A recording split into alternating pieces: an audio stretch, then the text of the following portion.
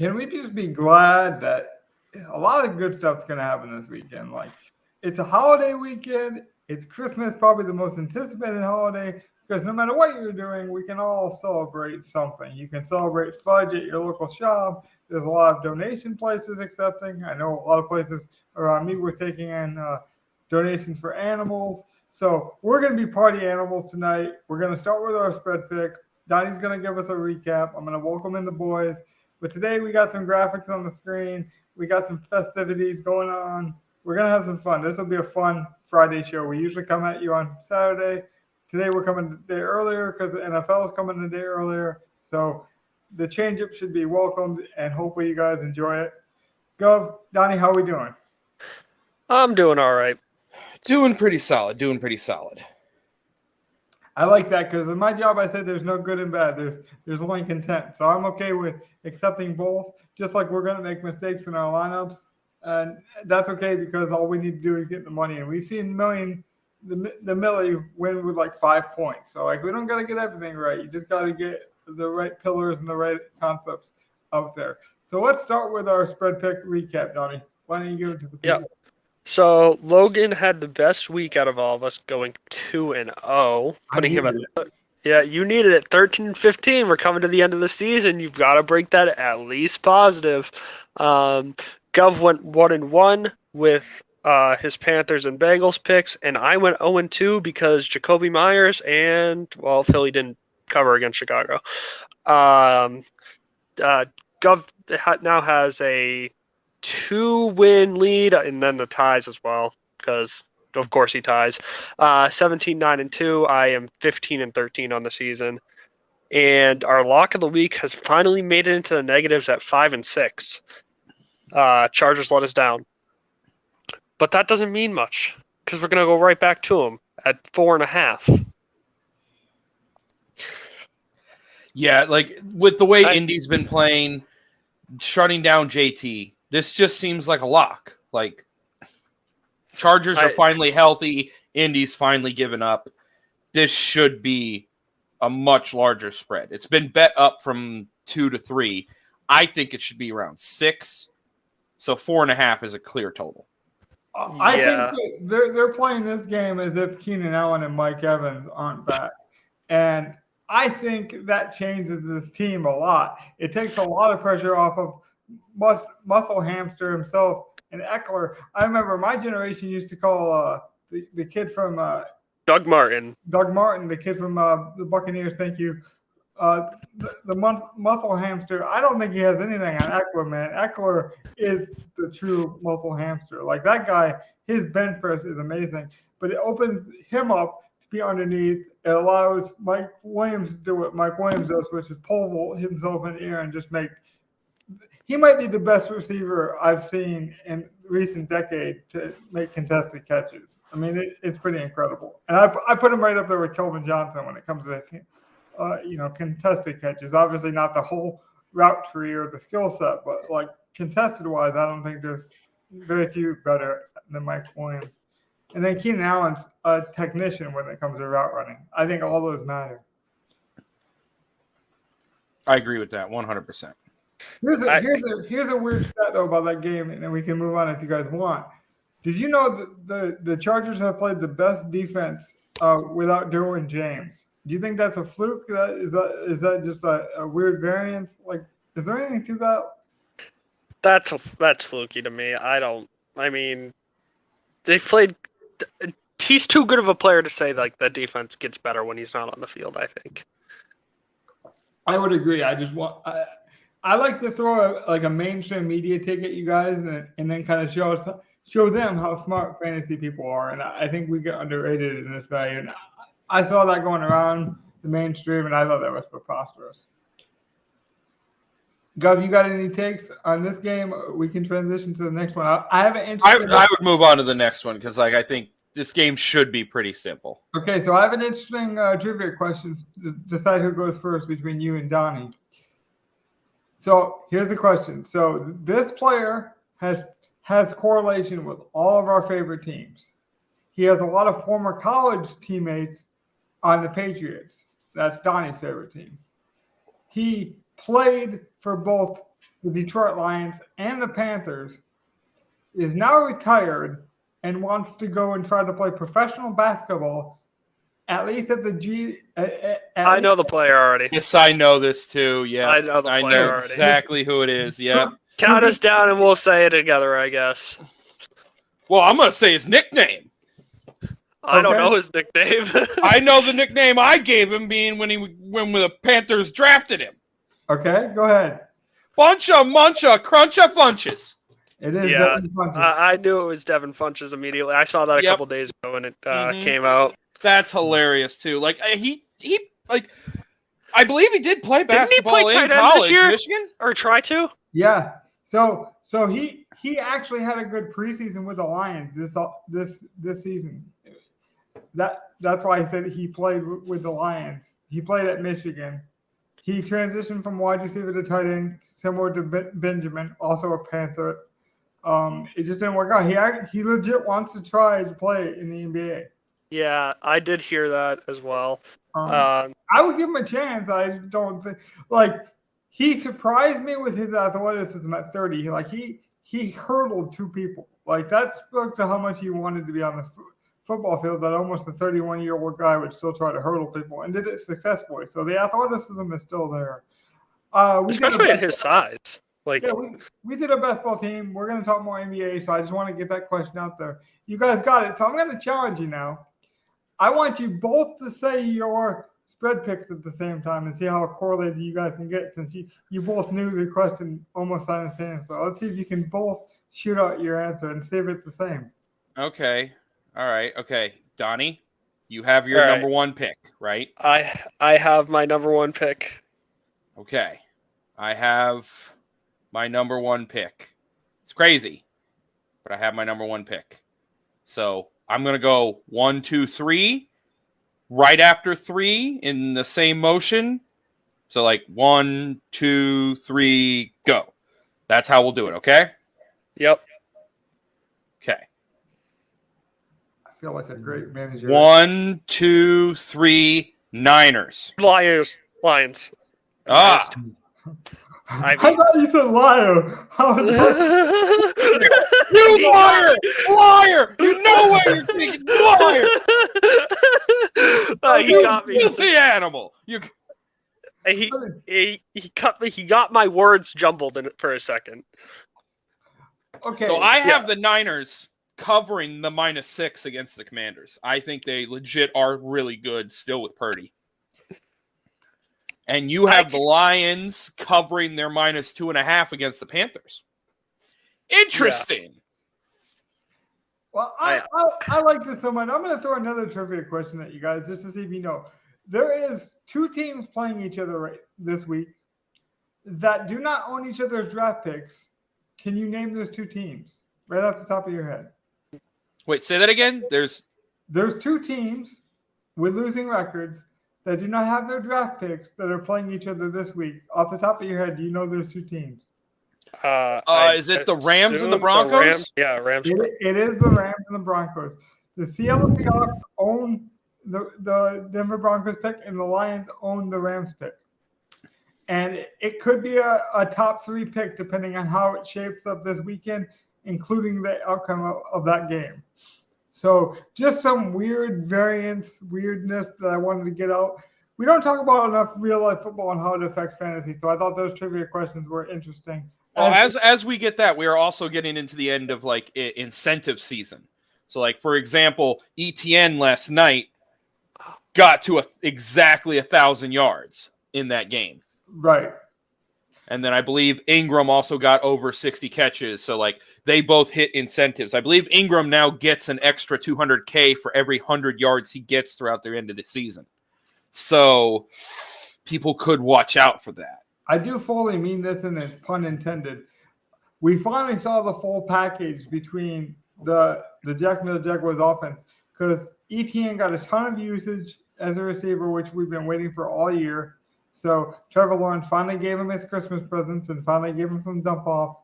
And then Trevor Lawrence finally showed the rushing upside that everyone thought he had in college and was thought to be a more athletic, scrambling version of Peyton Manning that everyone thought. That was the that was the comparison coming out of college, is he was going to be a more athletic Peyton Manning. He finally ran. He said he was just being strategic about it and waiting for big moments. That makes some sense. I mean, we saw that with Patrick Mahomes. Donnie dropped out, but I assume he'll be back. He was on his mobile device. I'm assuming maybe he's switching to his laptop. So we'll kind of vent for a while. But I was going to give the people my spread pick. I think this would be a good time for it while we wait. Yeah, let's get yours. Donnie knows my pick, so he can comment if he comes back. I like the Saints this week. I think the Saints are the best team in that division, talent-wise. I still think the Panthers have a chance, and probably the best chance, just because organizationally, I think they're ran the best to win that. I'm totally fading Tampa to win this division. So I think it's down between your Panthers and the Saints. I think the schedule probably favors Tampa, but I don't. But if they lose another game, that one of these games that they should, like this week against Arizona or something, then they are in a horrible position. Horrible position. That's so like they have to. I think they have it if they don't mess up the rest of the year. And Brady could get them by doing that, but it's gonna be close. I would agree with you on the schedule perspective. I just think the Saints, similar to the Lions, where they were struggling in the beginning, but it was due to injury. They were missing Davenport. They were missing Cam Jordan, who, by the way, Cam Jordan, I think, was the Iron Man going into this season before the injuries. And that should tell you how the Saints have done so far is he was hurt, and he's never hurt. So that tells you how bad their seasons went. But I think they have the most talent. Tampa's probably still the most banged up. I think the Panthers have the best quarterback in this division at this point. I mean, not legacy-wise, obviously people would still take Tom Brady, but skill for skill, I think Sam honestly is the best quarterback in the division at this point in their careers. So that's why I'm taking the Saints. Don, do you have any comment on my pick? You knew it was the Saints. You're back, right? I did not hear that it was the Saints, actually. It is the Saints. And that's also including we might see Jameis this weekend. They said we might see Saints plus. They are actually the underdog. Saints +3. They are the underdog. That's why I like them. So I am taking them on the. I missed out on the incentive talk right when I was about to chime in as well. Gino made I think it was $500K last week on his game. Yep. I believe another one that we should watch out for is Justin Fields. To break the record, he's already talked about doing that, and he only needs I think 100. What is it? Just under 200 yards in the last 3 games. So that was in his contract. No, it wasn't his contract. He just wants the record from Lamar. Oh, okay. He's 180 something yards from the rushing record for a quarterback in a single season, and he has 3 games left to do it. Correct. 16, 17, 18. So, yeah, if he just is running and gets 70 yards a game, I think he can get it. I think he only needs 60 yards rushing a game. That's feasible. No. That's definitely interesting when it comes down to these last 2 games on the DraftKings slate. Because a young quarterback, not much to play for, very selfish, you could argue. Already said in the press, wants to go for the record. Yeah, I think that's something you watch for. The rushing floor of Justin Fields, I wanted to say Justin Fields as one of my picks today. We talked about it on Monday. We were making our player pool of picks, and I wanted to say Justin Fields, but I didn't hear about that. That's something I want on our radar next week. Yes, yeah. See, it's incentive season, so be digging into contracts, be looking at who's 50 yards, 100 yards away from a 100K bonus. Those guys might about to have an 80-yard. If the guy who's 60 yards away from a 100K bonus might about to have a 90-yard game. I know that's something you can look at in DraftKings. I know this guy secretly watches sometimes. Because we got to shout out our man Jay Sean, who we know very well, a huge football guy, huge DraftKings nut, helps me and Gov out every week. One of our pillar friends in the community. He is a savant when it comes to these incentives. He will break it down. He will give me a spreadsheet. He I don't know how the man has the time, but last year he broke it down so beautifully. I'm going to see if we can get that list from him this week and bring that to the podcast next week, because I think it will blow Donnie's mind just how many incentives there are because you're 100% right, Donnie. It definitely will affect the next couple of weeks. Gov, could you pull up the next slideshow when you get a chance?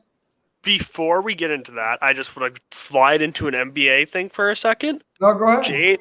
James Harden, 20 points, 21 assists, 11 boards. He got 21 assists. Holy hell. That's why I had to bring it up. Okay, look. Yeah, 71 DraftKings points. I did not have Harden. I kind of had the not looking good for me tonight. Oh. Okay, so that's what I want to mention now. We can't do anything about that. This show's live. I didn't play Governor. Do you play James Harden for the Christmas slate? Now tell the people, because this is actually transferable, because if you guys aren't basketball fans, the NBA blows it out for Christmas. Christmas Day is going to be so great for NBA. I'm already shaking about it. Jesus. If you want to take that, and if you want to go deep in the gutters, guys, you can do it. But I'm telling you, Christmas is the time where the NBA really shines. And they have a ton of free contests out there this week. And I've said this over and over, and I'll continue to say it. I don't even care how sick people are. Diversify your portfolio. I always say that. Get into things when they're free.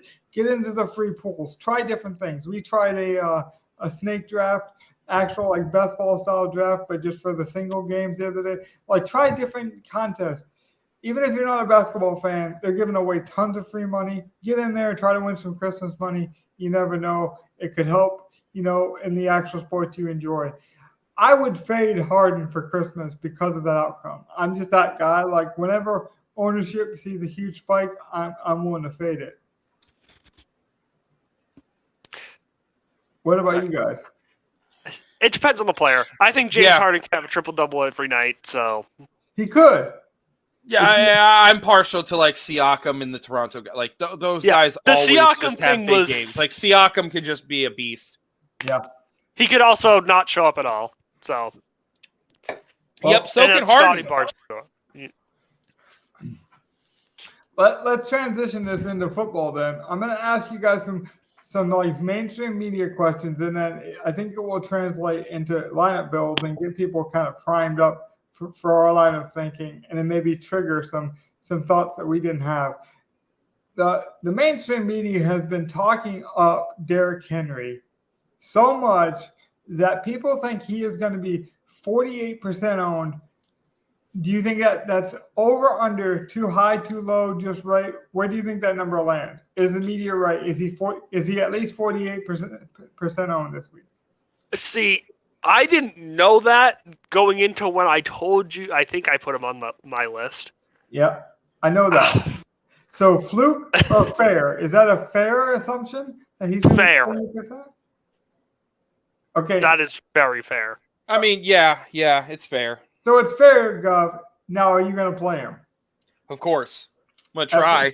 At 48%? Of course. I don't have to fade the chalkiest guy who's at chalky. I just have to be a little different.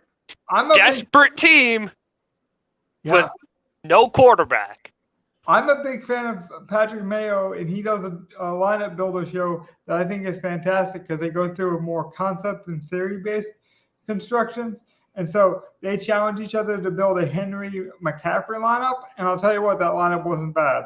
So I don't want to spoil his content. That's not my trademark. But I'll tell you, you guys should check that out. The Henry CMC lineup was an interesting build. I wouldn't do it, but it was interesting to see it.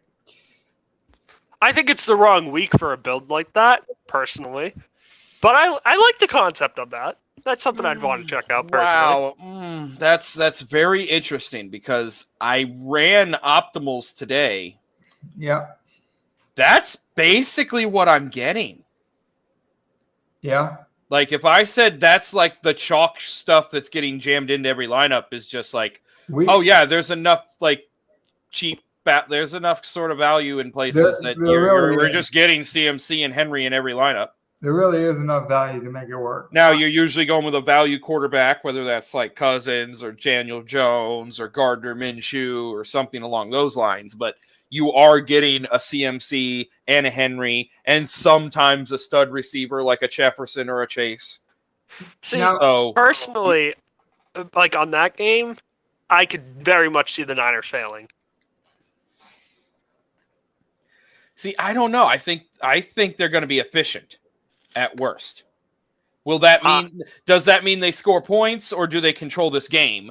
We'll see. Because I'm not sure Washington will be super explosive. Well, I got another fluke or fair question. Is it fair? This is a more realistic question. I think Donnie, who is obviously a fan of real football first, but enjoys fantasy, I think this is a fair question. Is it fluky that we saw these 3-game slates like a Thanksgiving kind of experiment with Christmas and with some of these smaller slates now with NFL taking over Saturday with college being done? Or is it unfair to expect these guys to play on Christmas? What do you guys think about that? I mean, I think it's fair if it lands on a Sunday. I was about to say, when it comes to the NFL, this is sort of a fluke. It's not going to happen. Like, you can plan that it's only going to happen like once every 5 or 6 years when it cycles through that Christmas is on a Sunday or a Saturday. Like, when was the last time Christmas was actually on a Sunday? It's been like 7 or 8. 7 years. Yeah, 7 years. So I guess to expand on that, Gov, I'm asking though, do you think we'll see more like 3-game slates? In whatever capacity, whether they make their own holiday, whether they build it around a holiday, do you think like they've seen, because they started partnering with DraftKings, which they claimed a couple of years ago they were never going to partner with a gambling site. Now they're officially partnered with DraftKings. Do you think like they advantageously see the advantage of these 3-game slates, or are we just lucky this year? I want to say it's a fluke this year, but you have a fair point that this could be something they do from this point on. Right. Like, they will definitely do it on Thanksgiving, and they usually had a 2-gamer on Saturday sometime here in December. But I could see them just making that a 3-gamer. Well, go ahead, Don. I think it's a fluke for it to be a 3-game thing. But multiple weeks in a row. Yeah, but as a football fan, I am loving it. I am eating this up. It's cutting into my NBA. Honestly, personally, I think next year, Christmas lands on a Monday. You could do 3 Monday night games next year. And I am fine with that. Well, they've already done like the opening weekends where you get like your East Coast Monday game, and then you got like a West Coast Raiders Denver game in the past. Now, right. I don't see why you can't do that again. But let's just assume that we can even use NBA. We can talk about it. I just love your theory perspectives on things like this. You think that the major sports are starting to realize, hey, there's money to be made in gambling, and it's not as taboo as it once was. So let's just cash in. Is it better to have 3-game slates and like have the interest spread out? Because whether you like, I don't know, just name 2 bad teams that you think are going to be bad next year, X team and X team. Is it better to have them on a slate like this where you're like, okay, well, Thanksgiving they're going to watch regardless. Let's have a 3-game slate. Or is it better to have the games broken up into showdown? Like, what do you think makes DraftKings and NFL, for example, the most money? Showdown or like these special 3-game slates? I'm not so sure what makes them more money, to be honest. Or looking at the contests that are filling, like, I would say it's probably Showdown because they fill and then they open other contests, whereas you're not getting extra ones opening for the 3-game slate usually. Well, I don't know if they prioritized it. Who knows what would happen? Well, speak as a fan then. What do you prefer and what do you like? Like, is it the newness of the 3-game slate that's got us excited? Is it just like a new way to build? Do you think this is here to stay, or do you like the Showdown? I really do like Showdown. I love the format for it myself, but everyone knows the classic format. The classic format is what looks most like to the layman who maybe only knows normal season-long fantasy. The classic format is they're going to be able to like, oh, I know how to fill out a lineup like this. I just get to pick whoever I want. Oh, okay. But the salary? Okay, I'll just pick whoever I want to know. Okay, that's fine. Boom, boom, boom, boom, boom. Like they want most people to come in and do. Yeah. And then there's people like us who are trying to really figure it out, build a solid lineup, use math involved, play the ownership of the field, knowing that, okay, people are going to look at these games, like these games, play these players. Now we can return to this game if we have some time or we're really feeling it after our lineup builds. But I'd be remiss not to get Donnie's opinion because I believe, Donnie, you told me you didn't like Showdown, which I think is valuable because you haven't been around DraftKings in their formats, to Gov's point, that long. Why doesn't Showdown appeal to you yet? Hasn't appealed to you? Why is it your least favorite of all the ones you've tried so far?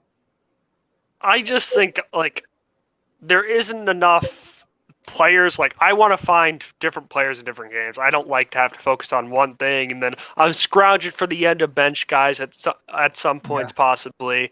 Like, I like the idea of stars and scrubs, but a situation like a Showdown, it makes it hard to go stars and scrubs if there's not injuries going on. So you just think there's not enough variance? Yeah.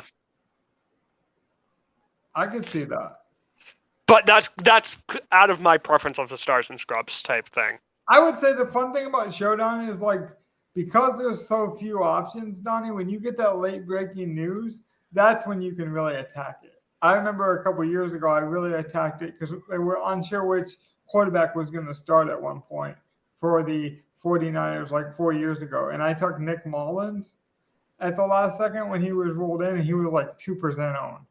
Those are the times where you feel really smart, but you're right. Some of these ownerships on the condensed slates are trickier. So I think it's a timing thing. You probably shouldn't play every slate, but the ones maybe your favorite teams, things like that. Whenever you got a small, you should attack it. I did say when the Seattle 49ers game happened, that was when I was interested. And there's certain games where I can interest myself in. Exactly. But the basic every week, not for me. And I know Gov preaches all the time, you should bet responsibly. There are times where you feel strongly about something, and that's the time you should play. You should play for the fun of it. You should, excite yourself, but you should do it within a reason. There's nothing you should ever bet the house for. Right. Just because it's a Monday night does not mean you have to do a Showdown.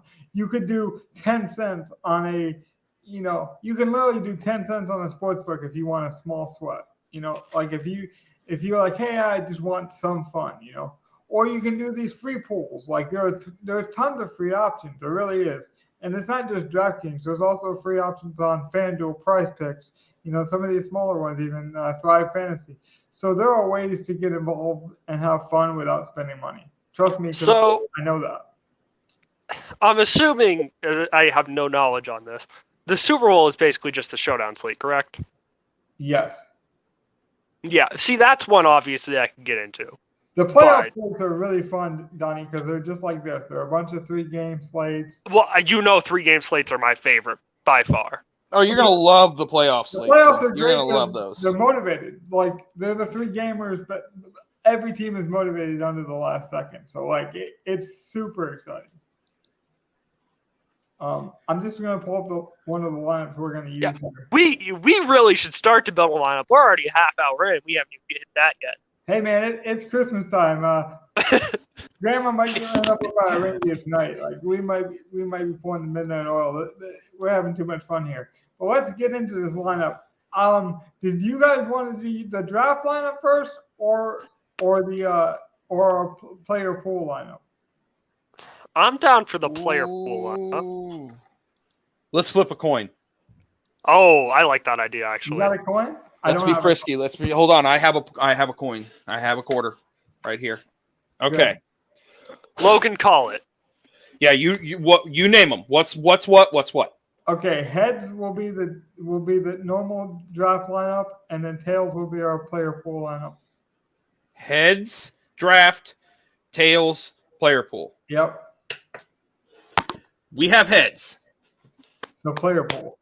Nope, that's the draft. No, heads, draft lineup. Heads, draft, tails, player. So I was testing the people. You're right.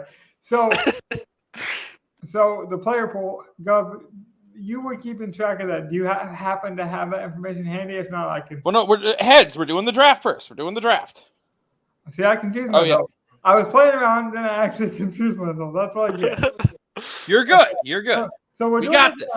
We're doing the draft, but I told the boys, hey, it's the holiday season. You got to spike your eggnog a bit.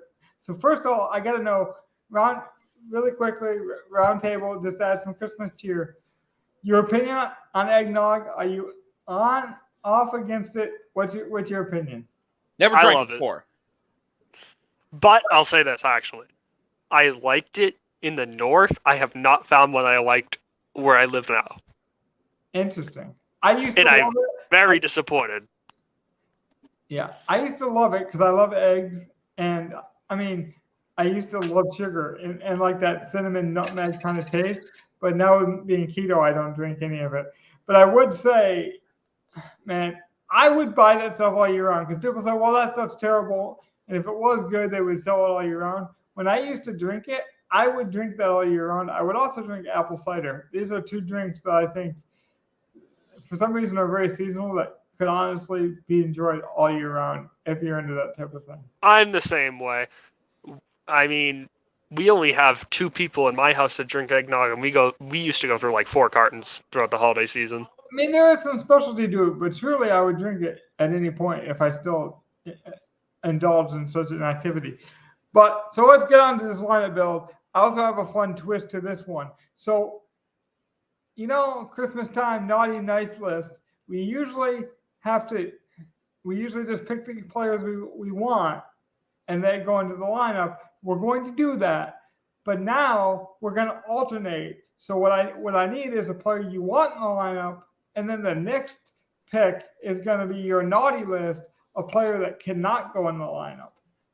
And I'm going to let you guys choose which one you choose first. So if it's your pick, you can go naughty or nice. And if it's naughty, none of us can take that player. So you can literally cross somebody off the list, or you can add somebody to the lineup, and we'll just keep going until we have a lineup. So Sounds good to me. I'm gonna let Okay, so before we draft, we're gonna put that filthy, naughty Jacoby Myers on that list. Oh, got starting early. The Myers is out of our player pool. Out of the player pool, Jacoby Myers. Johnny, what's your I pick? have one. I'm just going to pull out a piece of paper so we can write this down so we don't lose it. Okay. Yep. Naughty or nice? Write down the name Jacoby Myers and let it hurt you inside, as it does. Oh, it doesn't hurt me inside. Don't worry. He deserves it. But Doug went naughty with his first pick. Donnie, you going nice or naughty as you read? I'll join him on this as well. I'm putting Patrick Mahomes on the naughty list as well. I'm delivering cold to both of you. What? Why are we called what? Mahomes? What? Oh, I don't. Wow, see, dude. No, yeah, unexpected. No gingerbread homes for Donnie. Jesus. See, do we need a reasoning on it? Sure. Do you want the in-depth reasoning? Give the people. I mean, we're already fucking. I gotta hear it. Oh my god. I'm gonna be on. I get it. Seattle, they haven't looked great lately, but they're still a desperate team. Kansas City's still fighting for that bye week. But I think Kansas City can win without Mahomes having this monster game. And I don't see this game especially being a blowout in a sense. They failed on their spreads lately as well. They haven't really, hit their marks. They've had big, 8-point spreads throughout the week. I think, the MVP race is close. Maybe, I don't think that has any influence on this at all. I don't think Mahomes really cares. He wants to win. I don't love it. There's not a specific reason. It's just like a gut feeling of I don't love Mahomes to have a big 350-yard, 4-touchdown game. I don't see the value in spending that high up for a quarterback like that this week. That guy is in the white and red, Santa Claus colors and all, was part of the graphics, and you just X'd him out. I like it. I like it, Donnie. You definitely want the coal. Now, you guys might have ran over Grandma with the reindeer. I am going to take my chance to take the first player we pick. You guys can't do anything about it. So I could take my time, or I could be swift about it. We're playing DeAndre Swift. And you want my reasoning? Because I actually have a reason besides being a homer. We've seen. I always love a reason. I always love a reason. So, this is legit, factual stuff. Because I don't want people to assume I'm a homer here. So I was listening to OWS, which is 1 week season, and they have a great audio breakdown where they literally break down each game they give you a statistic and they give you a reason why each team is going to win, or at least a path to win. And the Lions have given Swift a ton of receiving usage recently, a ton. Like, he is seeing more receiving volume than most wide receivers at this point. And it's because when the Lions play a zone team, they tend to dump off, especially to Swift and the run game. They are playing the happiest zone team according to OWS, which is 1 week season long, started by Jan to win. So the Panthers give up play the most zone coverage. Horn's a terrific corner, probably going to shut down St. Brown, in my opinion. They match up very well. So I'm going to say Goff wants to get the ball out quick. That offensive line is really good with the pass block, but it's coupled with Jared Goff's ability to get rid of the ball quick. When he holds it, that's when he makes mistakes. I want to play Swift. He's 5,500, which I think is too cheap.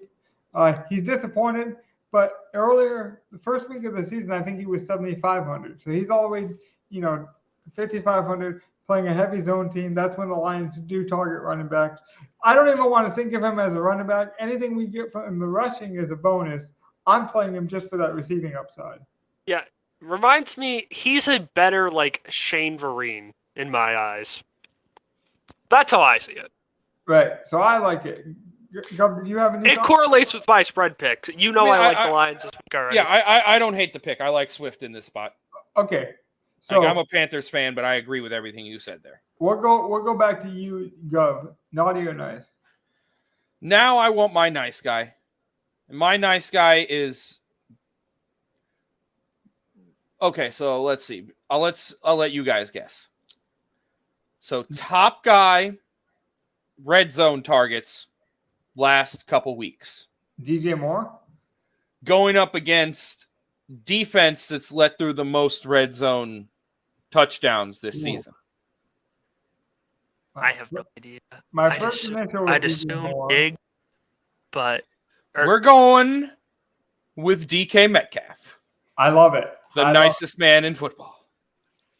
Also, maybe the most physically gifted man in football. But I'm glad he's my player. Heavily targeted, and Lockett is out now, going up against Kansas City, who's let through a lot of red zone. You spaced out the K. I did, because it didn't pop up, and I realized I put it next. You probably should just put Metcalf. Yeah. If you guys don't know, I gave myself some kind of hypothermia today, so my fingers are not working good at all. So luckily we're not doing a best ball draft today, because you would not want me on the trigger finger. I'll tell you that right now. Right. I'm on the struggle bus. But speaking of struggle bus, where are we driving to next, Donnie? Naughty or nice? We got nice. I want Zeke. I think that's not nice, but okay. Well, I think Zeke's okay. I think he's got a chip on his shoulder this week. We have a situation where I think Dallas is going to want to control the game more due to Philly losing Hurts. The defense is probably going to make plays against Minshew. Oh, wait a minute. Hold on. I'm a fan of this now. He's only 6K. Okay, I'm a fan. Yeah, that's why I knew that pricing was lower. And the chip on his shoulder as Pollard gets a nod for the Pro Bowl, I think has influence on him. Now, I know it's a little bit narrative-based, but that might make Gov not like it. I think he's a good player still. And, players are going to push each other in that locker room. I think this is a good spot for him this week. Another thing I want to mention, because I do have a stat on the Eagles defense. One of the reasons they've been so bad in the run is because they took the kid Davis from Georgia, the defensive tackle who's athletic and huge, like 370 pounds. And basically he was supposed to be the anchor of that defense, allowing the linebackers to flow. But if you're going to have a true nose tackle that way, you don't have other beef and defensive tackle. And when they lost him to injury, that's why they had to rush out and sign in Ndamukong Suh. And since he's been out, they haven't been able to plug, especially that middle, so that those rushing lanes could still be open. And we know Ezekiel gets the red zone targets. to Gov's point with DK, like that's what we're targeting is touchdowns. So I thought he was a lot more. I'm No. well on board. I'm telling you, if he was 64 or above, he would not be there. I would be completely off of this. But I think at 6K, it's a 100% a fair price there. You know, keeps us in a situation where we could pay up other spots. I like it. I'm gonna go naughty. We cannot play Jamar Chase. Oh, it hurts. No, it does, but it's fine. It's fine. He's too expensive, and I don't like it. I don't want to chase the points, pun intended. All right. Here's what we're going to do. We're going to be nice to a guy who's been very underrated this year, but consistently solid. Yep. New Orleans Saints. Kamara. Tight end. Jawan Johnson. I like this a lot. Johnson, I like it. Former wide receiver too, by the way. Yep. And forgive my hands, I'll get there. Consistent all year. Touchdowns last few games. I know it's Cleveland. It's been a much better matchup against tight ends this year than recent, but he coming off a 2-touchdown game. I think he'll be solid. And Shaheen's been getting a lot of he's used his speed, his track speed to his advantage quite well. So much so that Shaheed is a very solid secondary, but I like Jawan. But he's going to fail at some point, and he's a lot cheaper. And I just feel like people are going to jam him in expecting a touchdown from Shaheen every week, and you're not going to get it. I think Johnson is more consistent. Donnie, you got a take on this? Or do we want to go? Not specifically on Johnson. Okay, so naughty or nice? I'm going to go and say naughty. I think Ritter is a must-avoid situation. I know there's some rushing upside there, but... Yeah, I tried it last week. I'm off it, man. Yeah, I didn't like what I saw. I know that. I don't mind Ritter. I just don't think that coach is very smart. He doesn't know how to utilize his talent. We saw it with Pitts. I don't like that. So it's back to me, right? Yeah. Naughty or nice, Logan? I'm going to go nice. I'm going to go this is tough. I'm going to go John Dotson. 3,900. Jahan Dotson, yes.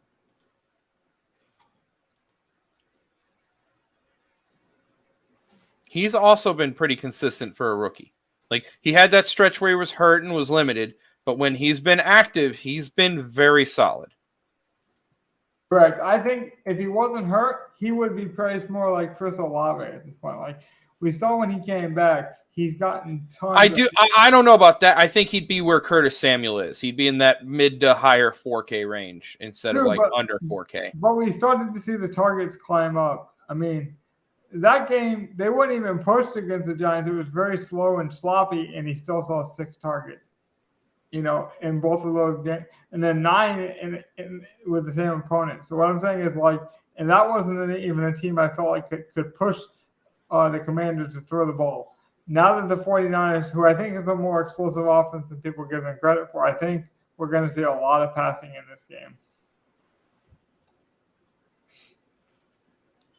Go ahead with your next pick, Grove. Naughty or nice? It's naughty.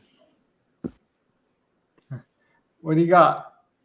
We cannot. Oh, man, this is going to kind of hurt.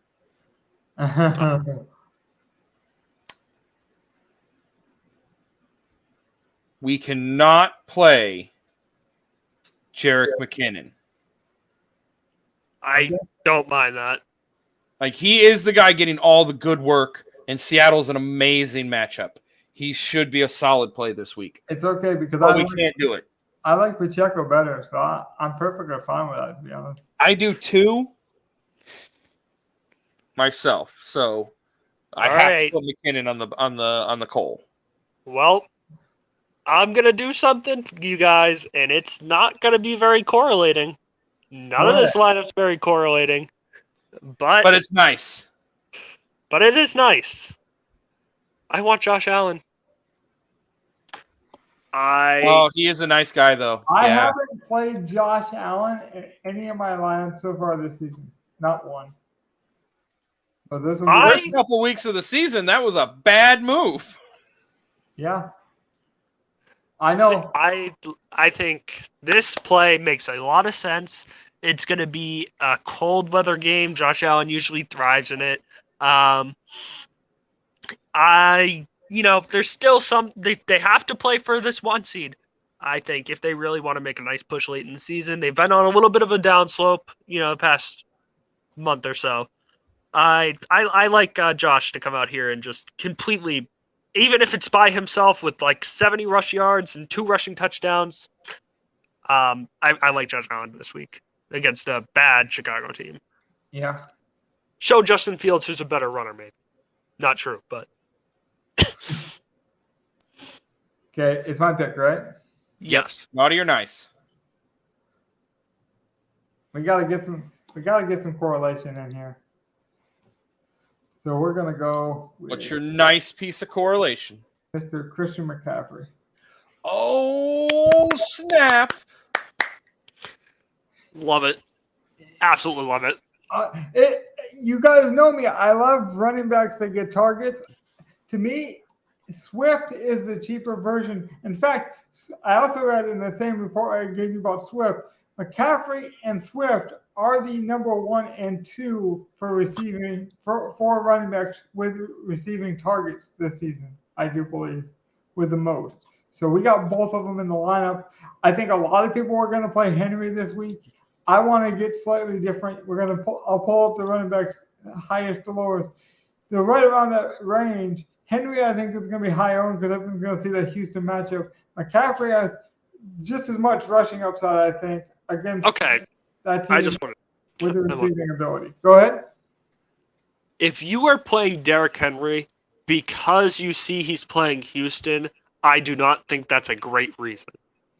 Well, if that's your reasoning, I don't think it's a great reason. I think it's the other factors. It might not be Donnie, but I believe that no one's given up more rushing yards to Derrick Henry in his career than Houston. I think he averages like 210 yards against Houston. Was Houston the team where he threw like 3 people off of him and had a 99-yard rush touchdown? Or am I mistaken? It might be, but I just know that they're the team that's given up the most. I mean, they're in his division, so that makes sense because he plays them. But I had heard that they give up almost a 200-yard average.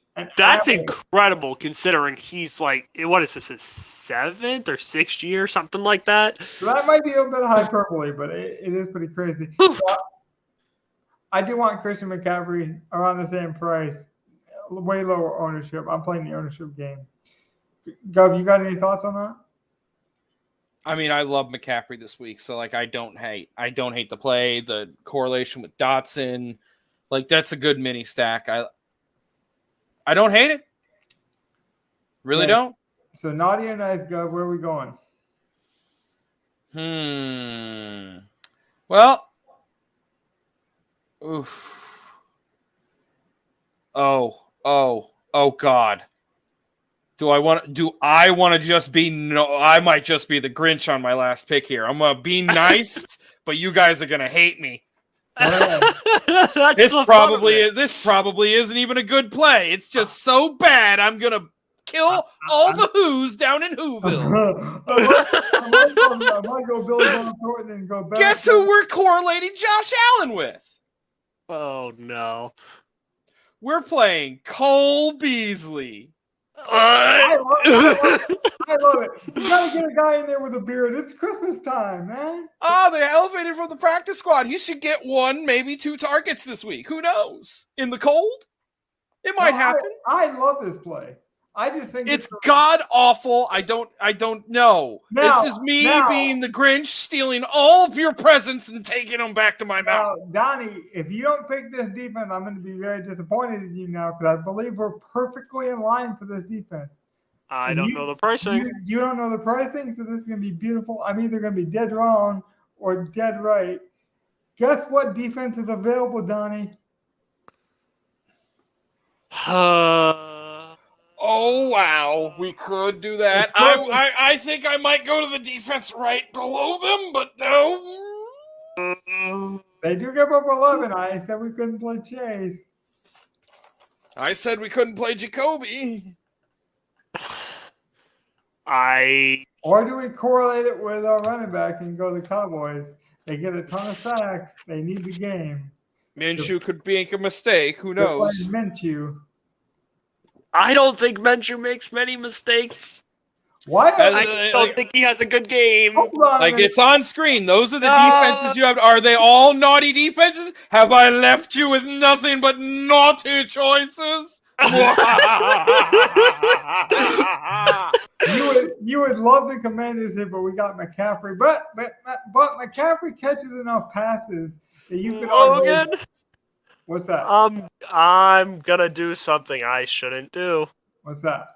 I'm gonna defer it to you and say that Houston defense is naughty. Okay, Logan, pick a defense. Can't be Houston. Okay. To me, this is. You can always limit the pool too and let it come back to me. This is as simple as it gets. We're gonna go Cowboys. It correlates. Minshew, I like it. I think Minshew has a good game, but I think they're gonna get some sacks. And I feel the same way. I think Philly gets some sacks, and I think we could just see like a crazy passing game where both teams have to pass with just more dropbacks, more opportunities for fantasy points. So not maybe a goose egg type game, but a fun fantasy game. So let me save that lineup. And then let me go over here and go to build another lineup. So what did you guys think about that, though? Give the people your initial thoughts as I pull up another lineup here. I had fun. I'll admit that was fun. I got to feel very Christmassy. Now we can do a naughty and nice kind of variation, but it's not for Christmas. The naughty and nice. That was a good time. I like that. You know, we could have some fun with it. Let me go with this one. Actually, hold on. Make sure I get the right slate because I never usually do it this way. All right. I see. I had such Patriots bias on that pick. It was so hard to pass up on the Patriots. That's why I had to just go and. I think it was. I would have went with the Cowboys, Patriots, or Commanders there. I think even though we had Christian McCaffrey, Chase is officially coming back for this game. They got to win it. I don't think they will, but I do think like their defensive line is pretty special. So it would have been interesting. So we have our player pool lineup. So what we did, guys, is what we did, and I'll pull it up, is every day this week we picked 2 players. And so that's, I don't know how well you guys can see that, but that's our list. We know that list. I'm going to pull it up on my bigger so I can see it as well, but I have a good idea what's in there. I can let you guys kick it off as I pull it up. Well, I think it's interesting that we ended up landing on Dallas's defense when it is in our pool. Which obviously in lineups, if we like these players, they're going to make it in other lineups. Yeah, of course. These were our first look picks daily throughout the week. As you can see, like each one who picked who, and like of course Monday's picks we did on our show. So the first 2 picks we did on our Tuesday show. But Chase was on my list. And Logan, I bet that's why Logan cut him off. No, it wasn't. I just think Hayden Hurst is coming back. I think he's a good player. I just think he's overpriced. Now, how do you guys want to do this? Because I almost didn't want to set the parameters for this one because I had already done it. So I kind of want to workshop it with you. Obviously, we want to try to get some of these players in. Do you want to say we have to get as many of them in as we can? Was it more of a concept build where we like these players? Like, why did we choose the players we did? What did it kind of do from an exercise standpoint? And then how do you guys want to put together this lineup? I would say we go through each position and just what we have. Okay. And then if we can decide that we want one of the guys we have, we can like just say, okay, this guy's definitely got to be in. Right. And if for some reason, like we only have 2 quarterbacks on our list, if for some reason we can't agree, or we're like, well, maybe we should just play this as a quarterback we didn't think of. Yeah. Again, we only got 8 players. Normally, you're not building lineups with a 24-man player pool. Correct. But I do think these players speak to a philosophy of a daily commitment. Because, like, sometimes when you're live on stream, you're like, we get funny, we get goofy, we get, crazy, we're thinking fun. But when you really have to think about it day in, day out, I do think it changes your mindset. So go ahead, Donnie, what you were going to say. But I just think like it was an interesting thought experiment. Well, I had fun with it. It kept me engaged with the NFL for a whole week span point of like I was looking at different things every day, which I don't usually do, unless I'm waiting for injury news on my pick'ems. But which is interesting because I think me and Gov watch a ton of DraftKings content. So each day the DraftKings content kind of changes. Like the first one's more of a review day. Monday is kind of a review day for most of the fantasy community. And then Tuesday you kind of do a ramp up. You do your first looks. Wednesdays you start your initial builds and then so forth. Well, you don't do any of that. So I bet this was a different experiment for you. Yeah, it was something I've never really done, but I am in my fantasy football championship, so I'm a little bit more active on this basis anyway. But I had fun looking at this, and our player pool. I love that we have a bunch of cheap options. We have high end price guys. Mm-hmm. We have middle tier. We give ourselves a decent pool of players that work with each other quite well. I don't want to cut anyone off here because I feel like I've been talking about it. It's been good information tonight. I made my first 2 picks on purpose without even looking at salary just because I wanted that variance. Like I knew I'd be looking at it later on in the week. So my first initial 2 picks were just I knew the games, I knew the spreads because I watched this gambling show where they guess the spread on Sunday night before the spreads are actually out. And then they reveal it later when the spreads actually do come out on DraftKings Sportsbook. So I knew some of the spreads, but I didn't know the pricing yet when I made my first 2 picks. So I thought that was fun. Gov, when you made your picks, what were you kind of thinking? Not specifically the player, but like what was your mindset when you thought about these picks daily? I was like, I didn't really want to look at you guys' picks. I just wanted to think, okay, looking at the week, looking at the game slowly, what are the spots that I would want to attack? So like the first 2 I knew I wanted to attack were Kansas City's secondary and Cleveland on the ground. So that's why I had Metcalf and Kamara. Next day, it's like, well, Seattle's really bad on the ground too, so why not go Pacheco? Yep. Especially since I kind of like at some point it's not going to be McKinnon, but it's still McKinnon is really the main choice. But I wanted to be a little different, so I chose Pacheco. And that's basically just what it is. It's like, what are the best matchups I like, and what's a good player to get there? Yep. Now, I'm going to run through our player selection because I realized that we did have it up on the screen. We've been trying to use more graphics, so hopefully you guys do appreciate that. Also, hit the like and subscribe button if you're enjoying the content tonight. We're trying to mix some fun with information. Speaking of information, I'm going to break down exactly what we got, and then we'll start building this lineup. At quarterback, we have Joe Burrow and Geno Smith. Again, that could just be a concept, but we have to use the idea of those players to at least try to formulate maybe those players specifically, but players like them.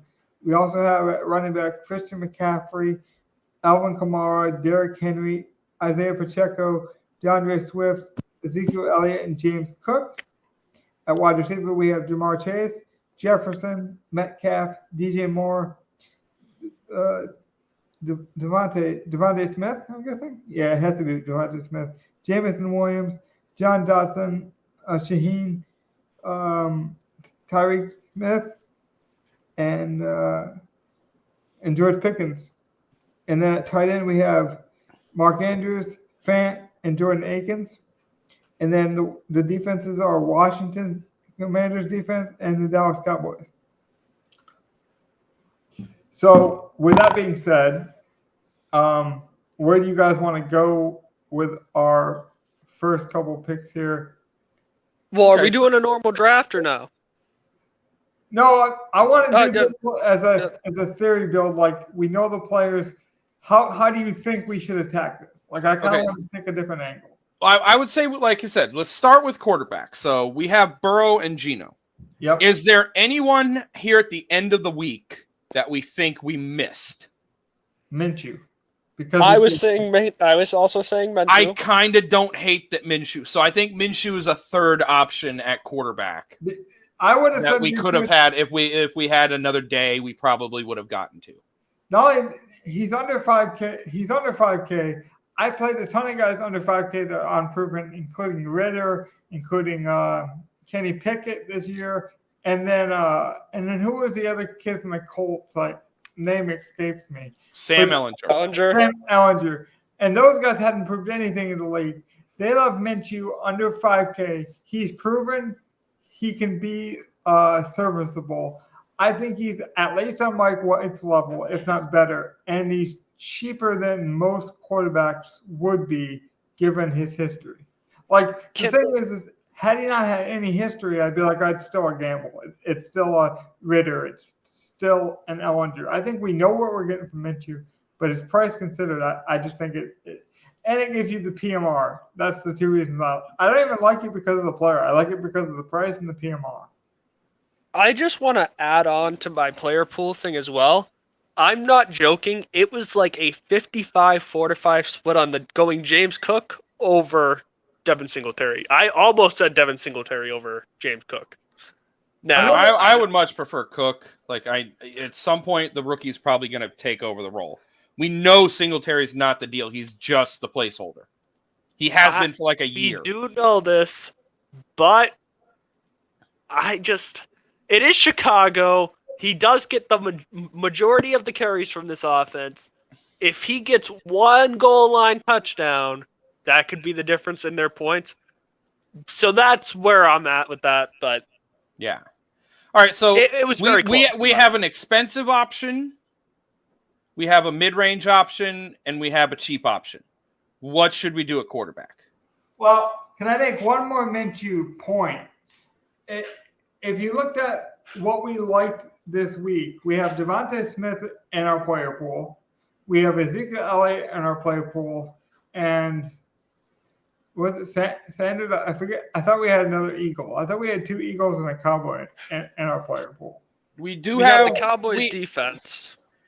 Yeah, we have Zeke in the Cowboys defense. We have what is now Minshew and Devonta. But no, we didn't have Goddard. No, we have Minshew. Well, I'm sorry. We have Devonta, so that would be a bring back. It'd be cheap. It'd be PMR, which we obviously like. So there was stuff about this game that we liked. Yep. So that's why we also have Geno, where we could stack him with Metcalf, and we have Pacheco on the bring back. Yeah, we have Burrow with Chase. We don't have a New England bring back, but I don't think we care if we had a New England bring back. Yeah, I don't care about that. So, like, we have ways of stacking with our pool. So it's really, do we want to go higher price, mid price, or low price at our quarterback? So like, we have options in all the ranges. Right. But if I was to look at our pool, I think our quarterback options are Minshew for the value, or it's Joe Burrow because we had Chase in there. Actually, the more I think about it, if we have options everywhere, I think we can come back to quarterback. Yep. Yeah. All right, so let's look at the running back pool then. Can I say, because we faded him in the last lineup, I would love to get Henry in this lineup. I would too. So, like, if we look at our player pool, okay, for running back, can we just go tight end Atkinson? Well, again, let's break it down position at a time first before we start building the lineup, and then we'll start seeing who we got against. Like, we know we want Henry. I think we all agree we want Henry. So I don't mind locking Henry. I don't mind it. But, like, with our pool now, it was CMC, Henry, Kamara, Pacheco, Swift, Zeke, and James Cook. So, again, is there anyone that we know we've probably missed that you can think of off the top of your head right now? At the running back position. Just at the running back position. After saying those names, CMC, Kamara, Henry, Pacheco, Swift, Zeke, James Cook. Not anyone like you would have added to that list that you can think of off the top of your head, because we all thought Minshew immediately. yeah, Like that's what I'm looking for. Not for me. Yeah, Personally, there wasn't a guy in specific. Okay, so Can I think be that's our honest running back pool. and say I don't like Pacheco? No, you can be honest with that. I love Pacheco this week. I don't like him any week. It'd have to be like a playoff. I need a cheap running back if I was gonna play him. He's cheap. He's not super cheap, but like Swift is cheaper. This is too big of a slate for me to say, okay, let me get Pacheco. Since we didn't have any eye-popping guys that we missed, I will say the fantasy community has been talking up Nick Chubb a lot. But I don't like Nick Chubb, but I think it's I think he has an incentive this I think he has one of those. I'd have to look it up. That's why it's incentive season. So you got to watch that stuff. It also looks like it's going to be windy, where you can't throw the ball very well. So it could be a 35 rushing attempt game for Cleveland. Honestly, this is the lowest. Another reason why I like Kamara in that game. Yeah. Well, this is the lowest point total I think we've seen in 11 years. I believe when last I looked, the point total combined was 31. And I think that's the lowest of any NFL game in 11 years. I bet the over, by the way. I just don't think an NFL game with this kind of modernization is going to go at 31. So, do we want to put another running back in right now, or I think we've decided that like this is basically our running back pool. So if we want to like get at least 2 in, and then we'll have them ready for our flex. Yeah. So if we're not going to play Pacheco, then we have CMC, Kamara, Swift, Zeke, and James Cook. Which one of those guys would we want in there? We had Swift and Zeke in the last lineup, but I wouldn't mind getting either one of those. Like I said before, and like I said before, I would love Kamara because I think this is going to be a ground-heavy game for New Orleans and Cleveland. I'm also fine with Kamara. I don't know why. There are the downsides to Kamara. He was actually outsnapped by David Johnson last week. Not outtouched, outsnapped. So it's like, are they going to save him? He was, but this is the first time all year he's gotten 21, and he's got over 20 attempts. He got 21 just rushing attempts. See, now we could also throw a third running back in later once we go over wide receiver. Good. I do like Kamara, though. I like Cook, too. I'm a big fan of James Cook this week. Let's go to wide receiver. Let's see if there's a wide receiver that sticks out for sure that we want, I guess. Well, actually, yeah, because we have another Saint in here, so let's wait on Kamara. And we have another Lion as well. So we can hold off and talk about this as well. Okay, so let's move on to wide receiver. Is our favorite wide receiver DK Metcalf? Because it's mine. I love him too. Like I wouldn't. I think DK Metcalf would be the top. Yeah. Yeah. So he can lock button DK Metcalf. Seattle's got to win. Kansas City's looked terrible. I think they want to prove something offensively going into the playoffs. They've looked bad. Tyler Lockett's out, so targets are going to funnel.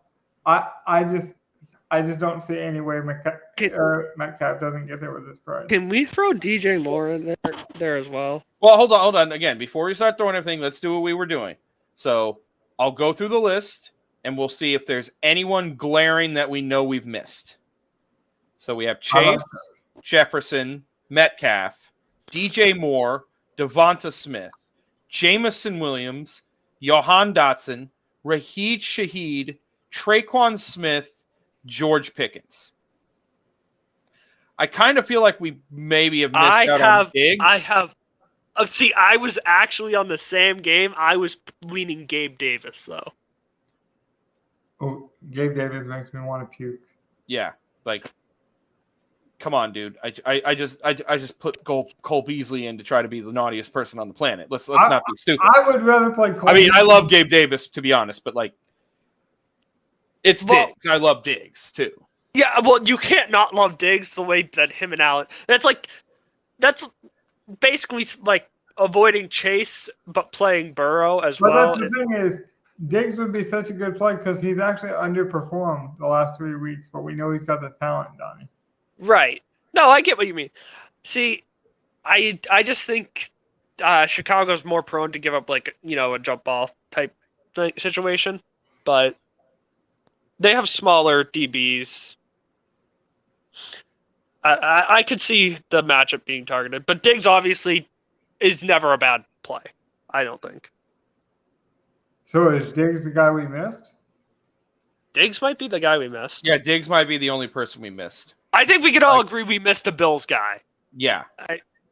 And Diggs has I think you talked about last week with Mike Evans, just like having all this known commodity, like the quarterback likes them, they have chemistry, and for some reason they just fallen off recently.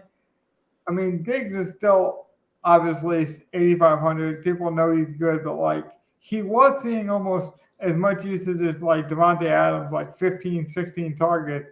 And this last week he got up to 9, but he was all the way down to 5 a couple weeks ago. But so like I also want to say this as well. Like you could see, like his targets, he hasn't been catching as consistently. Now I think a couple of these targets are like in the red zone. Allen has kind of like thrown it over his head, but he was still targeted probably. Yep. But yeah. Okay, so we're adding Diggs to the pool now. Right. Where do we want to go with our selections? Okay, so see, I don't think there's any bad options here. No, I like our pool. So like, if I don't mind getting DJ Moore in there now. Like that doesn't seem bad to me. Well, why don't we do this? Why don't we go through each player and decide, do we like him or love him? Since we like the pool, we know that. All right. So is there anyone we love? We love Metcalf. Love Metcalf. Yep. Yeah. I think I'm not in love with any of our cheap options. No, I'm in love with DJ Moore. You mentioned him earlier. Do you not love him? I really like DJ I would Moore. say I'm not sure I love him, but like I'm I just definitely looking like at the him other a guys. lot more than a lot of guys. Yeah. I like him more than our cheap options. I think a lot of the cheap options are like you kind of not need a touchdown, but to get what we expect, we want to see a touchdown out of them, and that a lot of that's a long shot for these guys. I could definitely see DJ Moore just getting a touchdown, especially. Is it in Detroit?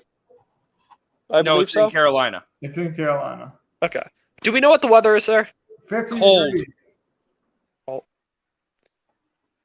But 50 degrees. Hold on. Go. Wait, what? What? Are you getting the same weather report as I have it being like 34. Do you? Yeah. I had 50. Unless I'm off. Like I have that. Like, it's supposed to be like sub 40 everywhere on the East Coast tomorrow. Fair enough. I did have it at 50 a couple days ago. A couple days ago it might be, because today was actually the warm day on the East Coast. So it could have just changed, and weather was a little bit off. For us, we were supposed to get 60-mile-per-hour winds here in Michigan in the north and Midwest part, but we actually got colder than expected. Like here it was 2 degrees, but barely any wind. So it was very weird. What about we got a bunch of wind here today.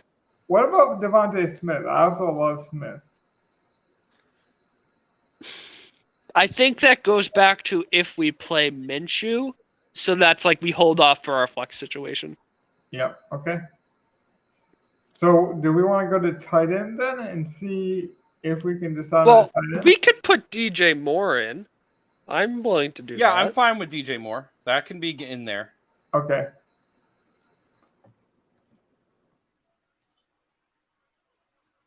I just think 5,500. We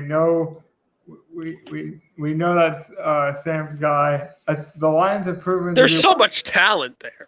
I mean, the Lions have proven to be one of the best offenses, like from a passing efficiency. Like I think Carolina might be pushed a bit, and the Lions, believe it or not, they were like the worst rush defense the first 5 weeks of the season. They're a top 3 rush defense the last 5 weeks of the season. So nobody knows what the fuck they are, because the first couple weeks they were god awful, and now they're in the top. They're in the top 5 for stopping the rush. So they're not going to be able to do what they like to do, which is run the ball in Carolina, presumably. So it might be a pass funnel type opportunity where no one's going to expect it because they're still going to see the Lions as a mincemeat kind of defense in the rush game, and that's not been the case. All right. So I think we're ready to move on to tight end. Okay, tight end was pretty short. Andrews, Fant, Akins. I think we probably missed Goddard, but I wasn't sure he was gonna Yeah, he was activated off of IR, so I didn't have him high on my radar this week. I would have had Goddard in there though because him and Minshew have like an absurd chemistry. Yes, they do. But I will say, the reason I chose Andrews, I was the guy who chose Andrews, is because Lamar Jackson's back. And I do think that makes a huge difference to Andrews. And I think Andrews is priced as if Huntley is playing, where Lamar is playing. And I think with Lamar, he could have the highest. Lamar's out. Is Lamar? I heard. Yes, he is. No, Lamar is out. It's Huntley. Okay, I do not like Andrews anymore. I think, tight end wise, if you don't have Kelsey on your player pool, it's Kelsey.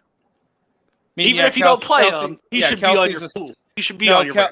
Kelsey should be on the radar. Like, Seattle's not great to tight ends to begin with, and Kelsey's a great tight end to begin with. So he is. If we were going to correlate just to play a different narrative, it would be Akins. Well, it still correlates if we play Kelsey. Yeah, it does. I'm just saying, like, that's the one is the expensive consistency, and the one is, hey, it correlates and it's cheap and we can fit more guys in. Because we could play Fant and then we play Fant. It's kind of like shoeholes us into we could play Fant and then now we kind of want to play Geno. If we play Kelsey though, we can just go down to Minshew, who's also on the player pool. Yeah, I'll stop there. Let's do that for now. We would probably need the cheap quarterback if we played Kelsey too. Let's play Travis Kelsey and put Minshew in there and see what the lineup looks like. Just to see as a thought. Because I don't like Kelsey, but I love Minshew this week. And again, it's just for everything we mentioned before. A cheap guy who's played in the NFL. We know what we're going to get, and I think we can get 20 points out of a guy under 5K. I just like what it does for the rest of the lineup. All right. Now, with gonna still have a defense. Can we just choose a cheap defense we like, and then see what we got? Is that possible?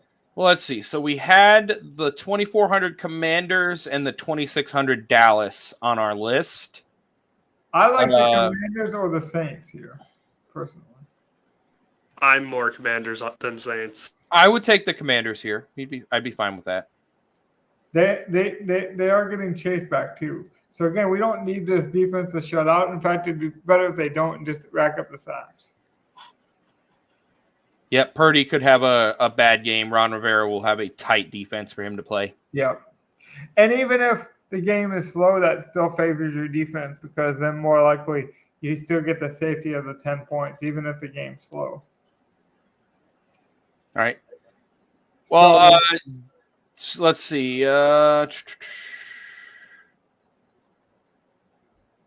Do we need value? And we probably need one more value piece to be able to have room in this lineup. So, what about Dotson? I was about to say, do we want to do one of the receivers or who I know you guys have hated? He got there 1 week because of a touchdown. He missed. He got 0, but missed. Goff missed him wide open for a 50-yard touchdown. Well, if we're going value at a flex spot, we could always go James Cook. We still have a running back spot open, so what was Cook's price again? Like 4,500. 9. That's decent. We could take Cook. We have 43 per for a wide receiver and a flex. Still probably need one of the value wide receivers. See, I don't mind Jameson Williams. I think he has the highest ceiling out of any of the cheap receivers we have. And if I'm going cheap at that situation, I want the ceiling. I'm fine with Jameson. Actually, I'm fine with that here. Yeah. Yeah, it pairs with Moore too. I'm telling you, he's gonna hit one of these times, and you would rather be on him early. Like once he hits, his price is gonna skyrocket. He went down almost 1,000 points from last week. Hold on. Can I just say it is criminal that Jamison Williams is the same price as Cole Beasley? That's what I'm saying. Like he missed him wide open for a touchdown. Where he got one target in that game, but it was the same as the besides that was more yardage. This does go against one of our biggest pillars is targets, but the talent is there. It's kind of what the Lions did with the rushing game, where it's like Williams has so many touchdowns because he got so many 1-yard attempts. It's like Williams hasn't seen the full field, but he's gotten, I think, 3 red zone targets in 3 games, and he caught one 40-yard bomb. And then Jared Goff totally noodle-armed him on the 50, like it was like 58 yards wide open in the end zone. Can we get out of our player pool and go for correlation based on Minshew? I was about to say, like, we kind of added Goddard to the tight end player pool, so we can do that. I was going to mention a weird one, but it would also be correlated. I don't know if you guys want to go there. We could play Cook. I need to have a receiver with Minshew. I need somebody who's catching a football from Minshew. I agree with that. He's not got such a rushing upside where I don't want one of his receivers. So who are we going with? Are we going Dallas Goedert then? Are we going 2 tight ends? Yeah, because I mean, technically one of the tight ends. I was about to say, technically one of the tight ends is Kelsey, so it's like we're going with the number 1 target on a team and Dallas Goedert. And Dallas Goedert is basically a receiver. Exactly. So like that's not horrible, and then we still have 500 on the table. And by the way, I just want to say, Dallas Goedert broke his career target record, I believe, with Minshew in the lineup. I believe that game he saw 13 targets with Minshew. I'd have to look that up to be sure, but it was something absurd. If we moved up, I think we move up from Cook. That's just me. Well, let's see. We wouldn't have quite enough to get to Swift. We wouldn't. We'd have to come off the defense, but we could make it work if we came off the defense. We could do the pivot to Jamal Williams and hope he gets us all the touchdowns like he had been earlier in the year. I'm fine with that. I think what we do is we pay down at defense and we go Pacheco or Swift. That would be my preferred. That might make me throw up if we decide to go Pacheco. But if we went Swift, we'd need 100. So now you're talking see nothing. Everything kind of in there. Everything kind of everything kind of correlate with our defense. I don't know how you guys feel about that one. Not against San Francisco. I feel like we got to get up to Swift or Pacheco. That's just my gut. We just turned Cook into Singletary. I like Cook better. Yeah, I do too. So I think if we don't do Cook, the only other person in this range I would do would be like the pivot off of Swift to Jamal, because we know Jamal will get red zone rushes. We know he can get touchdowns. See, I would prefer to play Jamal, honestly, than go to Swift. I'm okay with I think diversify. Because here's why that would give me one of the things I like to do. We'd have a running back and a wide receiver from a team that I'm hoping scores points, but we don't need Jared Goff.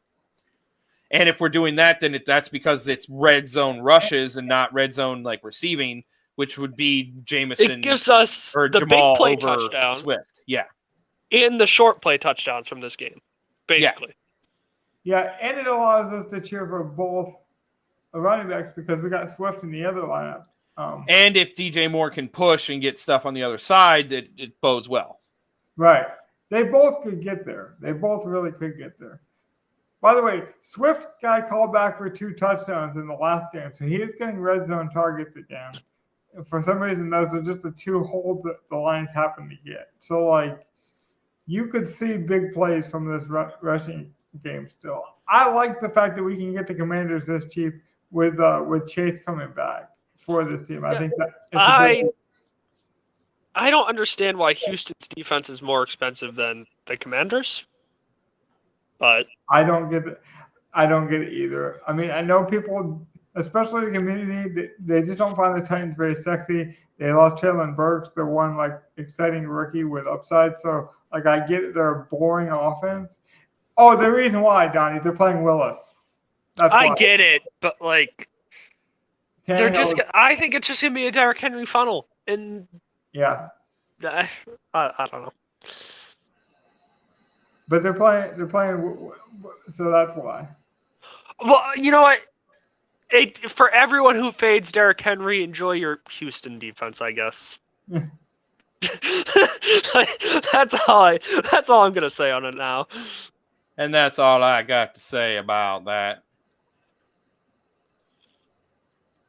We'll put that. It was a holiday show. We got to put it in the big free holiday breakdown.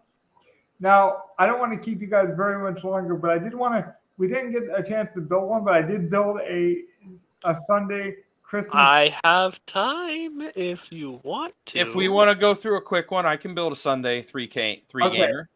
If we didn't have time, I was just gonna have you guys look at my live and tell me what you thought. But we'll build one because this should be fun. All right, I got it pulled up right It's now. a Christmas special, Logan. We gotta go a little longer. It's got to feel all Christmassy. Actually, we're not that much longer than our normal anyway. So we're I'm looking at the slate now, and the Grinch is coming out of me. Can we please stack Aaron Rodgers? Oh boy! I was gonna say Brady, but It's old man galore. Brady, Rodgers, Russell Wilson. Wait, I never get to see Brady. I never get to see Brady in fantasy. I think we got to give it to me and Donnie on this one because he never gets to play Tom Brady. And this is the one time I'll actually be on. All right. We're stacking Brady. Plus, we need to get Chris Godwin. Okay, Brady and Godwin. Let's just start. Brady Godwin. Brady Godwin. Okay. Godwin has that nice price. I'm cool. I'm with Gov here. I go Mike Evans. No, I want a double stack. Let's do both. Let's do both. Oh, I'm good with that. Oh, if Brady's going off, If Brady's going off on Christmas, Brady's going off on Christmas. I like that. I like it. All right, now, let's just say. Can we play the best value on the slate, in my opinion? With AJ Dillon out, it is Aaron Jones. He's too cheap. Is Dillon out? If Dillon's out, I am all in on that. It looks like he cleared concussion protocol. It looks like he should be fine to play. Oh, he did. Okay. I still love Aaron Jones. I'm not mad at it, but I don't love it now. I thought it was a love play. We can go back there if you want. What do we find out about Wilson? Because if he's not going to play, then Raheem Mostert might be interesting. I'm fine with Mostert. Because Mostert is kind of the home run hitter. Yep. Especially if Wilson is limited. This lineup's already a home run lineup anyway. Why not just go all out? All right, it's a 3-game slate. Who's the shit team? What was it last? Let's see, the last 3-game slate. It was the first game against the team that people probably wanted to stack in Minnesota. Yeah. I'm a believer that a PMR, especially late Christmas, nobody's going to want to be late swapping on Christmas, 8:30. That's when people have to dress up like Santa Claus.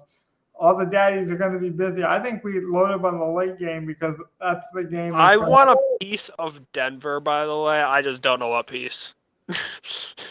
Jerry Jeudy? Do we want the Broncos defense? I love it. Baker Mayfield. Well, it was on my radar already. Oh, yeah. The Broncos defense. Oh, yeah. I already know. So we can just take that. And then maybe we correlate it with Latavius Murray? I don't mind that. I think Aaron Donald's still out. He is out. He's been ruled out. Latavius Murray is questionable. What about Marlon Mack? We get really crazy. Oh, boy. He did. Oh, boy. Murray. I think we go Murray, but if Murray is out on Sunday, we pivot to Mac because it's 1,000 less. I'm gonna put Mac in there just to see what he does for the rest of the lineup, and then we can. convince you guys to go with who I think is the most talented tight end on this slate. He hasn't done much this year, Mike Gesicki.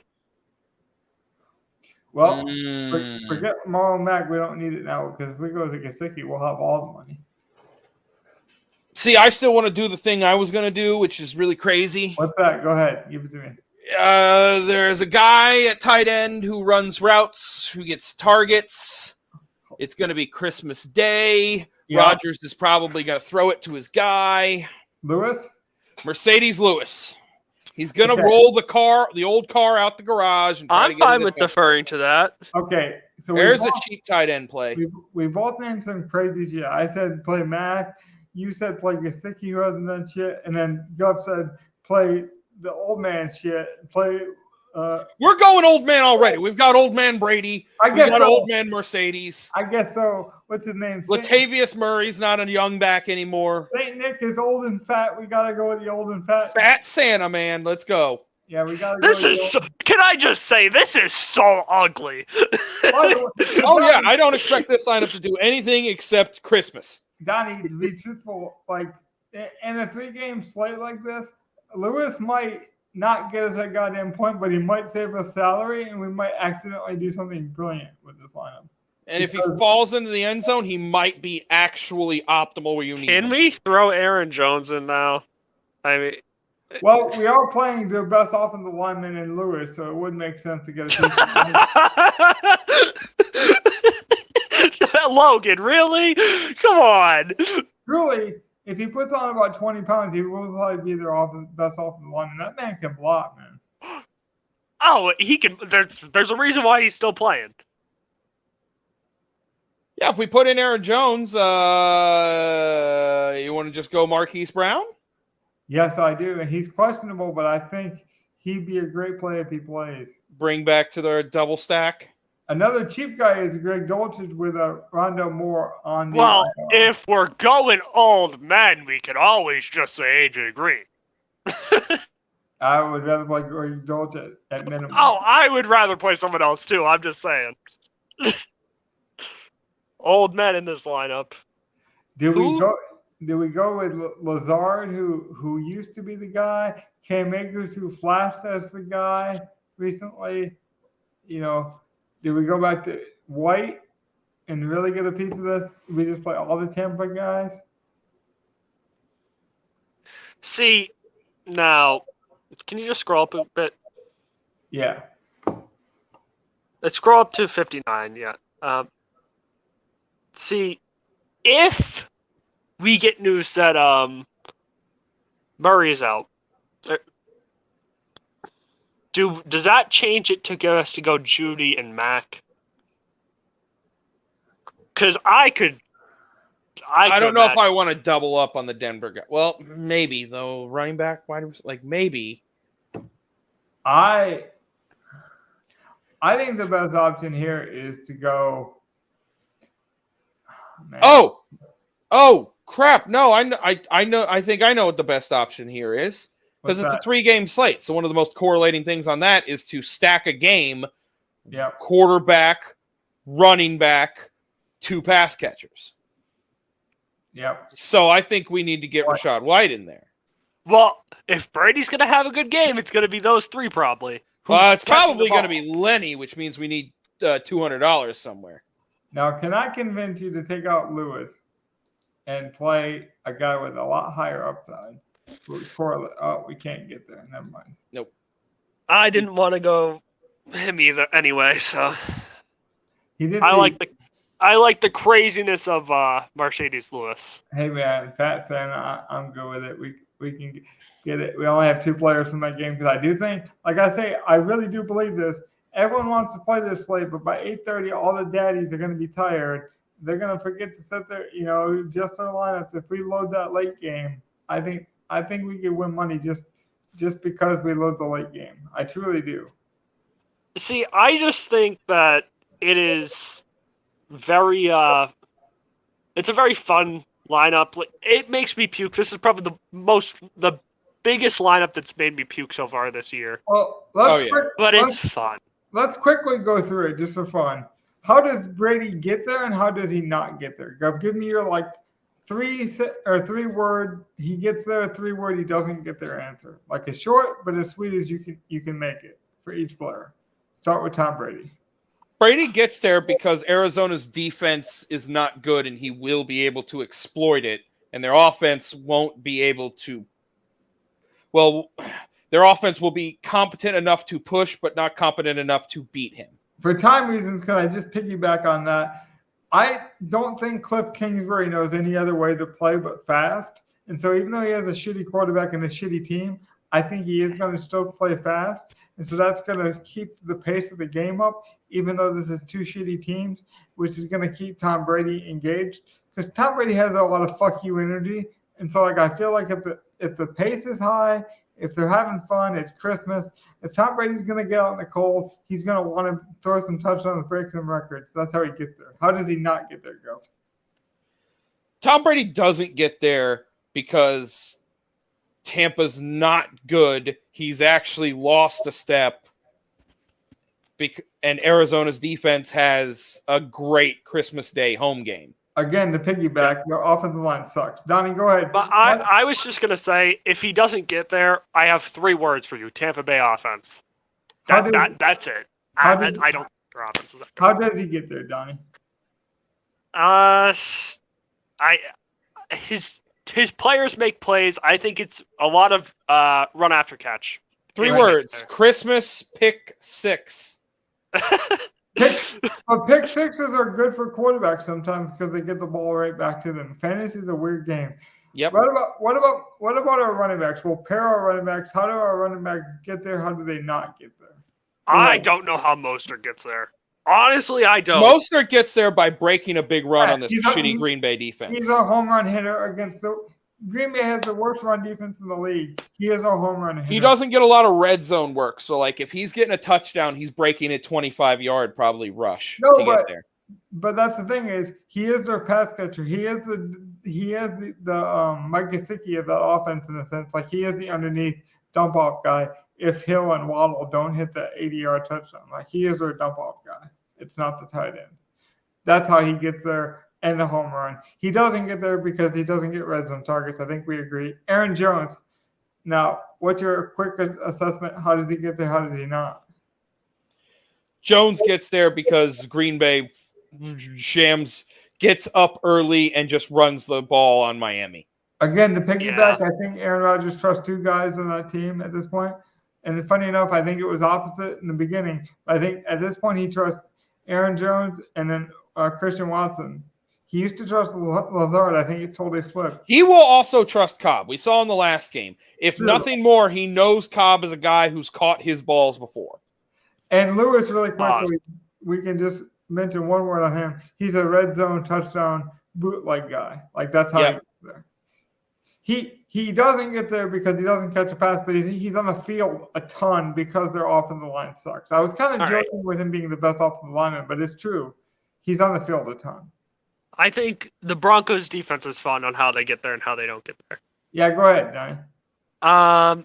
I think they get there if Baker Mayfield just goes back down to, what we expect of Baker Mayfield. Not a great quarterback. I don't think there's much talent left on this offense, actually, at all. A lot of sack potentials if Denver gets up early. I think it's on the Broncos offense to get this Broncos defense to where they need to be. So go. Now, I'll ask you real quick. Do you think are we playing the Broncos defense because they're good or because Baker sucks or the Rams suck? We're playing the Broncos defense because the Rams suck. Yeah, I'm with that. If I were normally, if I wanted to pick a defense, I would want to pick the defense that's going to be ahead, playing the team that passes the most normally. And so that to me would mean Tampa's defense. Because I think Tampa's up. Wait a minute. I think Arizona throws more than the other one would be Miami's defense, but I don't think Green Bay throws as much as people think. They will run the ball with Jones and Dillon more than you think. I do have a crazy idea. I have a timeout to call.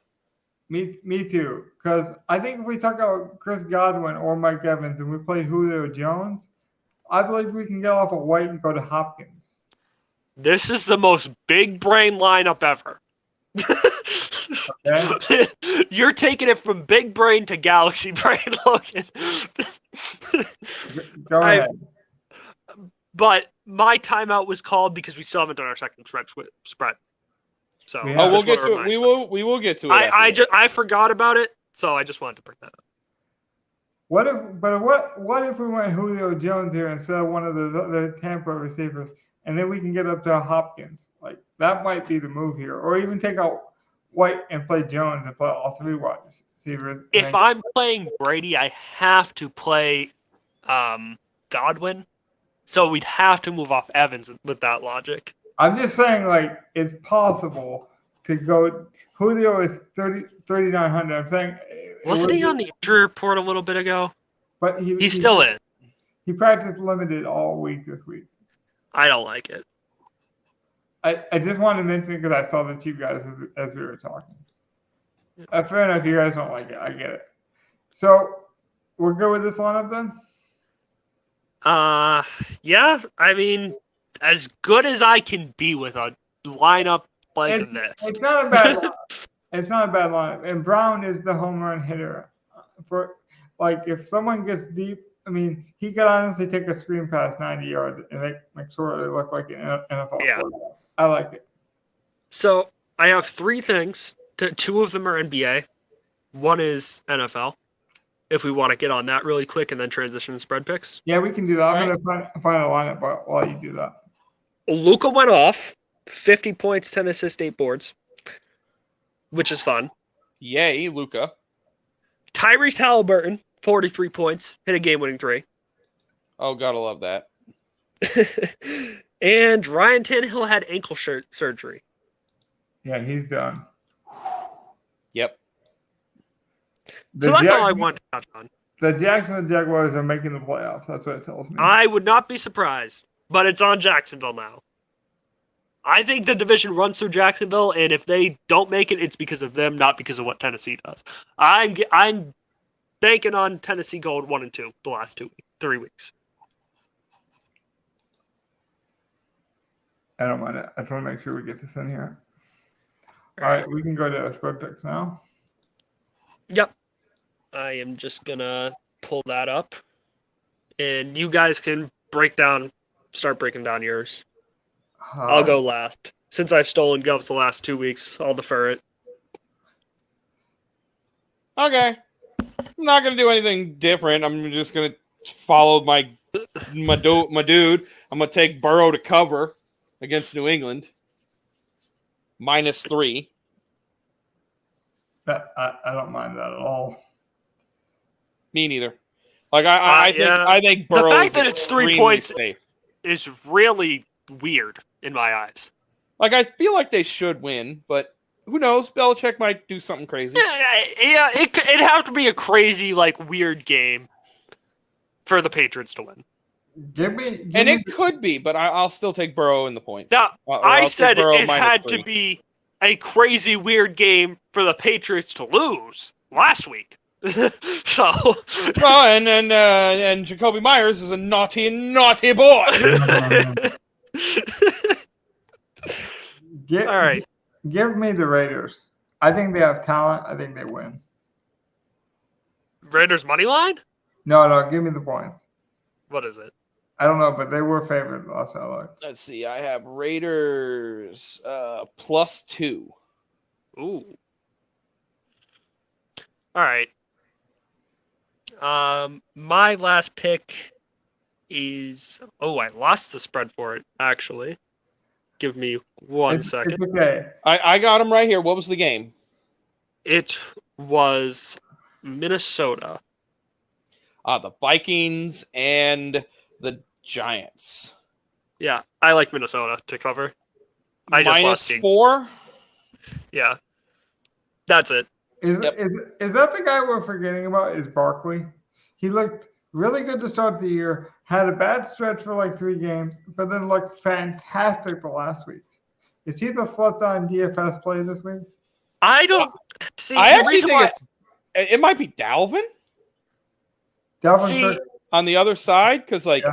everyone's going to want to play the other pay up running backs. Like I think for some of the same reason it's Barkley, but I think more so even for Dalvin, people are going to want to stack Cousins and play Jefferson. And Dalvin is just a great play too, and like he's been paying off salary as well. last question of the night. We had some fun, so I kind of want to get serious, but you guys can take this fun too.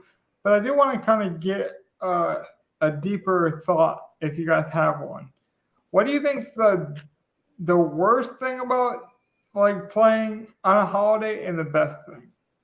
Because I'd like to just give some people some advice of like have fun but don't go overboard, or do this but don't overcommit yourself, that kind of thing. Is there any advice you could give to the people about if I had to say the worst thing about a Christmas in specific slate is your some people might spend more than they should on Christmas. And I don't think there's, other than that, I don't think there's much downside to it. Well, I want to Personally. piggyback on that. As long as you're being responsible, like I would agree. Like just because it's a holiday doesn't mean you need to go all out or anything. Well, I don't want to speak out of school because, like, I don't have this relationship with my family, but you guys kind of do. I know Donnie watches a lot of Celtics games with his mom. I've got my mom into the Lions a little bit, but I know Gov's dad's huge into sports. If your family, like, loves sports, then, like, incorporating them into it only makes it more fun even throughout the year, but especially on the holidays. For me, I decided to work because I wanted more parents to be able to spend time with their holiday, with their kids and stuff like that. So I'm actually going to be watching football and working at the same time. So, like, I just thought it was an opportunity to make money while making money, while then maybe being able to replenish the pool if things go wrong. So, like, for me, it's just a money-making day where I can give back in that way. So find a way to give back, find a way to have fun, but find a way to be responsible. I would say it's kind of if you were to combine all of our thoughts, that would be it. Have fun, find some time for yourself, find some time for some other people, but be responsible as well. Happy holidays. Anything else? That's it for me. Merry Christmas. Have a good weekend. Spend time with people you care about. Right. Be good to everyone. Like it's that time of year. There's no reason to have the crap thoughts in your head. Like just get those New Year's resolutions flowing. Yep, there's something good to think about. Or like Donnie said, there's something you could start a week early, making sure you're ready for next year. Yeah, and please, if you do need help, any kind of help, that's kind of, I haven't told you guys this, but I work as an intervention specialist. This is a stressful time for a lot of people. If you do need help, reach out. That's what we're talking about here. It's like, this is the time to take care of other people, but take care of yourself too, because the only way to take care of other people is to take care of yourself. It's not selfish. It's actually a priority. It does help. Taking care of animals, seeing any kind of living being, any kind of source of that's why we light up Christmas trees, to have that kind of empowerment. So like any source of empowerment you can find it, enjoy yourself, and have a safe and Merry Christmas or Happy Hanukkah or whatever you celebrate. Just celebrate something, even just being alive. Have a good one. Good night, guys. Travel safe, be smart. Happy holidays.